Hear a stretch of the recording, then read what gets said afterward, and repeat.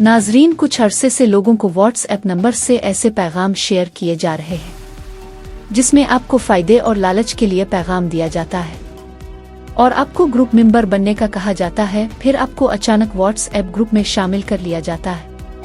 वहां कोई मेंबर तौहीन आमेज मवाद शेयर करता है। आप परेशान होकर ग्रुप एडमिन को मैसेज करते हैं, बराए करम चेक करें ग्रुप में क्या भेजा जा रहा है। एडमिन कहता है मुझे वो मैसेज नजर नहीं आया, आप मुझे फॉरवर्ड कर दें। आप अपनी सादगी और नेकी समझकर वो मवाद फॉरवर्ड कर देते हैं। कुछ दिन बाद आपको एक पैगाम मौसूल होता है और कहा जाता है आप पर FIA की जानिब से दफ़ा 295C के तहत मुकदमा दर्ज हो चुका है क्योंकि आपने तौहीन आमेज मवाद व्हाट्सएप ग्रुप में शेयर किया है और सोशल मीडिया पर फैलाया है। आप चौंक जाते हैं, सदमे में होते हैं, लेकिन तब तक बहुत देर हो चुकी होती है। यही तरीका इस्तेमाल करके 400 से ज़ायद नौजवानों को फंसाया गया है। अक्सर का ताल्लुक मिडिल और लोअर मिडिल क्लास घरानों से है।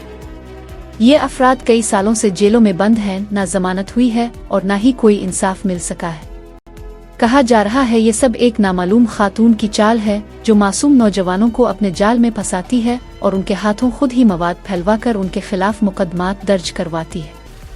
वो ऐसा क्यों कर रही है? कुछ अफराद का कहना है वो FIA को इत्तला देने से पहले पैसों के लिए ब्लैकमेल करती है। जो पैसे दे देता है इसे छोड़ दिया जाता है और जो ना दे सके इसके खिलाफ FIA को शिकायत कर दी जाती है।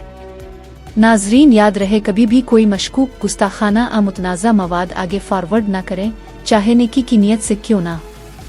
अगर किसी ग्रुप अफर्द से ऐसा मवाद आए तो खामोशी से ग्रुप छोड़ दें, इस शख्स को ब्लॉक कर दें। अगर रिपोर्ट करना चाहें तो स्क्रीनशॉट या लिंक महफूज रखें, खुद मवाद फॉरवर्ड ना करें।